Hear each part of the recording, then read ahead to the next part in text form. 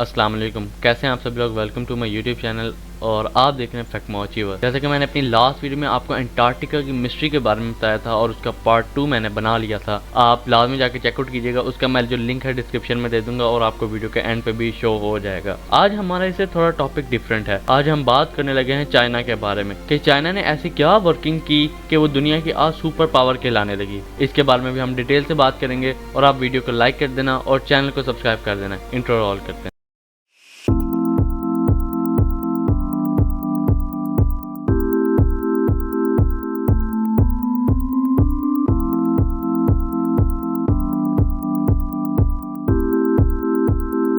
आज के दिन चाइना दुनिया की पावरफुल कंट्रीज में शुमार करता है, लेकिन अगर इसके हम बरअक्स बात करें तो आज से तकरीबन 40 साल पहले चाइना में पॉवर्टी रेट यानी कि गुर्बत तकरीबन 90% थी। गरीबी की वजह से चाइना का हाल बहुत ही बिगड़ा हुआ था, लेकिन फिर अगले 30 सालों में एक ऐसा ह्यूज ट्रांसफॉर्मेशन देखने को मिला कि ये मुल्क कहां का कहां पहुंच गया। 1978 में ग्लोबल ग्रॉस डोमेस्टिक प्रोडक्ट यानी कि जीडीपी में चाइना का कंट्रीब्यूशन सिर्फ 2% था और आज के दिन चाइना 18% से ज्यादा कंट्रीब्यूशन जीडीपी को देता है और अब इनका पॉवर्टी रेट 1% से भी कम है और अब चाइना दुनिया की सेकंड लार्जेस्ट इकोनॉमी है और कई वेज में इसे सुपर पावर कंट्री भी कंसीडर किया जाता है। लेकिन अभी भी सवाल ये है कि ऐसा कैसे पॉसिबल हुआ। China was emerging from its Cultural Revolution as one of the world's poorest nations. 1978, Deng Xiaoping had an idea, one that would turn communist China on its head.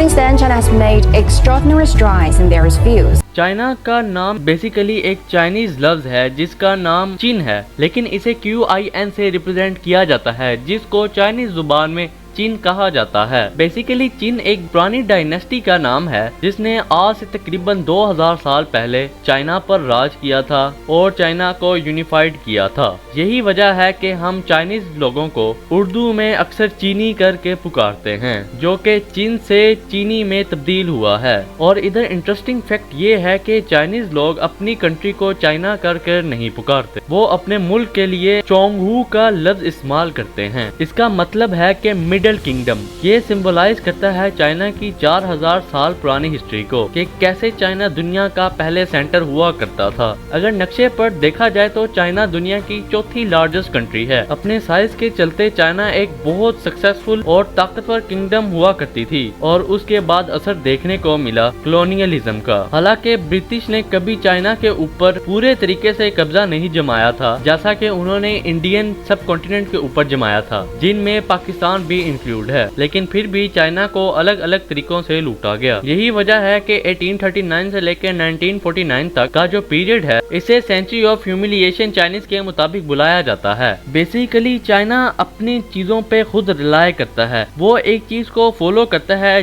जिसका नाम है मैक्सिम ऑफ माओ, यानी कि rely their own resources. इसका मतलब ये है कि वो अपनी जाती कुव्वतों पर इन्हिसार करते हैं और मुकामी तौर पर बनाई गई मशीनें इस्तेमाल करते हैं, यानी कि जो चीजें चाइना खुद मैन्युफैक्चर करता है वही उसके लोग इस्तेमाल करते हैं। और इसी वजह से ये गैर मुल्की मशीनें जो कि हम बाहर से मंगवाते हैं उनसे काफी ज्यादा सस्ती होती हैं और ये उनकी बनिस्बत तेज और अच्छे नताइज भी उनको देती हैं। 1937 से लेकर 1945 के बीच तक और भी खौफनाक चीजें हुई जिसमें जापानीज कॉलोनाइजर्स चाइना के लोगों पर जुल्म करना शुरू हो जाते हैं। इन सब के बीच एक उम्मीद की किरण देखने को मिलती है जब चाइना वर्ल्ड वॉर 2 जीत जाता है अलाइड फोर्सेस के साथ और इसके बाद जापान पीछे हट जाता है। लेकिन वॉर खत्म होते ही फौरन चाइना में एक सिविल वॉर सामने आती है। चाइनीज कम्युनिस्ट पार्टी और नेशनलिस्ट पार्टी के दरमियान होने वाली वॉर और इसके बाद 1949 में सिविल वॉर भी खत्म हो जाती है जिसमें चाइनीज कम्युनिस्ट पार्टी जीत जाती है।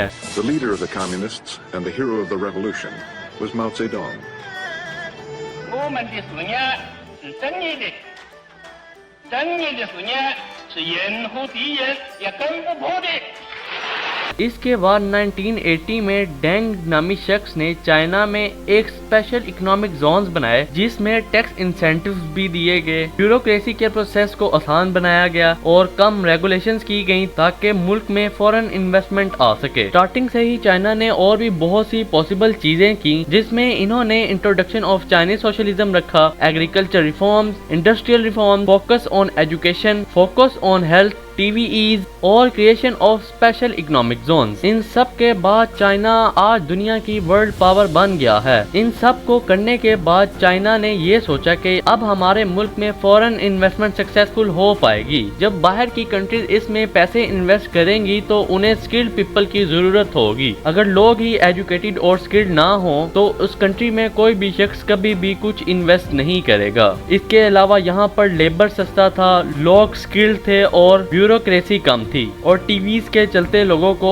آلریڈی ان چیزوں کا ایکسپیرینس تھا۔ اور چائنا میں پہلا اکنامک زون شینزن بنتا ہے۔ یہ شہر ایک چھوٹا سا فشنگ گاؤں تھا اور کچھ ہی سالوں میں دیکھتے دیکھتے یہ ایک میجر انٹرنیشنل میٹروپولس بن گیا۔ 1980 میں شینزن کا جی ڈی پی تھا $0.3 بلین اور 2020 تک یہ $420 بلین تک پہنچ گیا، اور آج کے دن یعنی کہ 2023 میں یہ $475.8 بلین تک ریچ کر گیا ہے۔ فورن کمپنیز کو ملک میں آنے کے لیے ایک اوپن ڈور پالیسی بنائی گئی اور اسی کے ساتھ ساتھ چائنا کی اکنامی کو پوری دنیا کے سامنے کھولا گیا، اور آج کے دن اسے اکنامک لبرلائزیشن کہا جاتا ہے۔ لیکن اگر اس کے برعکس ہم چائنا کی جی ڈی پی کے بارے میں آج کے دن بات کریں تو چائنا $17.73 ٹریلین تک ریچ کر گیا ہے۔ لیکن اگر ہم اسی کے برعکس دنیا کی جی ڈی پی کی بات کریں یعنی کہ اس ورلڈ کی، تو وہ $96.51 ٹریلین ہے۔ تو امید کرتا ہوں کہ آج کی ویڈیو بھی آپ کو پسند آئی ہوگی۔ اگر پسند آئی ہے تو اسے لائک کریں، چینل پہ کوئی نیو ہے تو سبسکرائب کرنا مت بھولنا۔